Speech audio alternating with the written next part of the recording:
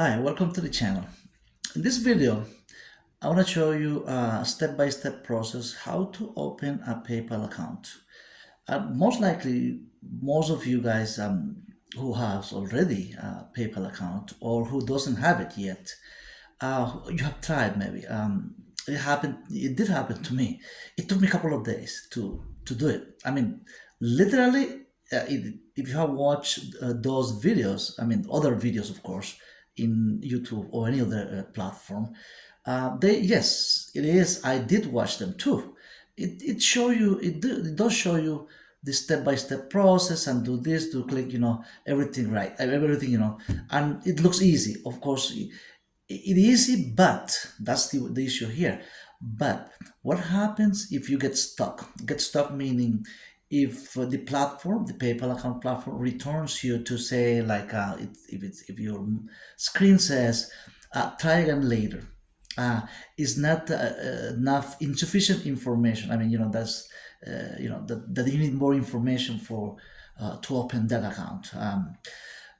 Just as a disclaimer, I just want to say that I have no association with, of course, the company, I mean, PayPal account company, but all of this is like a little tutorial of, meaning what if something happens that in which you try to open an account and it doesn't open, or it just tells you try again later, or that I don't have a security code for you at this moment, like things like that. So that what happens, and I want to explain you how did it happen to me. So my experience will show you will help maybe some of you guys to what to do. Basically, that's the whole point.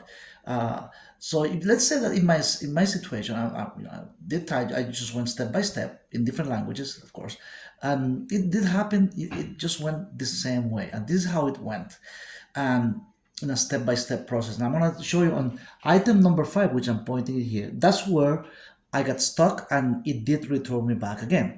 So I'm gonna when I get to item number 5, the step number 5, I will explain. I'm gonna stop by a little bit here and explain what happened. So this is how it went.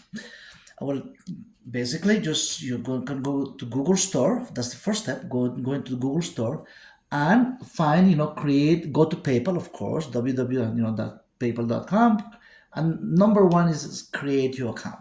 Click, right? You just go. That's the easy part, right? Create. That's step number 1 right there. Create your account.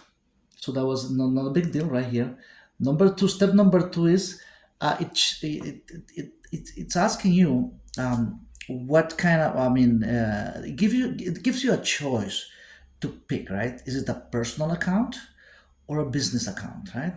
That's I did personal. That's what if I had chose business, I'm sure that the some of the steps might have take me to a different way. But personal account, yes. So I went to click there. No, that's step number 2 right here.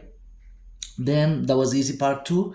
Now step number 3, email address. Okay, so my email address, is an active email address which I use for everything. I mean, for all my transactions, for almost everything. So almost, I say, I'm not saying everything 100%, but just basically you have your email address. Just type it in. You mean email address, okay? So no problem, right there. That's step number 3. Or it says of phone number. So, but then the phone number, yes, if your phone number is linked to your email, but it shouldn't, sometimes it's not, right? But if your phone number is linked to your email, of course you can, some phone people choose not to do it. I mean, for safety reason, of course. But then, okay, it's step number, yeah, chose, okay, yes, I use my, of course. Now step number 4, once you tap in, it asks you right away, right, your password. Okay, no problem. Right? You give your password. I'm sorry. Give your password, then click it in. Then that's not a problem. So now let's go to step number 5. Your home address, right? Step number 5, right here. Your home address. Oh, that's where it went, right? So the thing is that once I went to, the home address, because in the tutorial that I learned, right, I did learn it says you have to go to the home address. But then guess what? I was switching from finding a home address, couldn't find it, couldn't find the home address. So I had to start all over again. All over again, meaning, you can't go to the next step number 6, if you don't have a home physical address that they ask you to. So once I tried to go back, okay, now it says, well, try again later. That's every time you hit back, like you advance with something, but okay, try again. That's one of the issues that I encounter. So now I go back, starting from step 1 again, and I did, and and went back again, and guess what? Well, but before going to number 5 again to hit the same step number 5, right? I wanted to make sure that my home address, that there is a little box that I can that I can put in my home address. So I went back and got stuck again. So to make sure, the story short, I had to switch to language now. I did first, in English. I had to switch my second language now.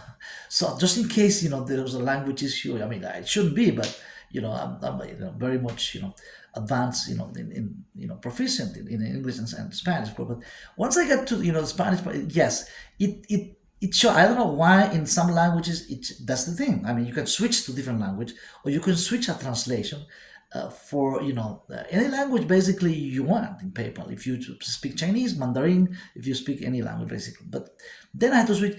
Then I started. That's the third time, guys. I did start it again, and then when I hit that, yes, step by step, I went there, and then it showed me the box, of course, the physical address. That's where it thinks, So the idea here was, okay, what's the issue here with going to step number 5, which got the quagmire was there, that if it doesn't happen in one language, go to switch to the next language, or have somebody help you. I mean, or ask. There is a help.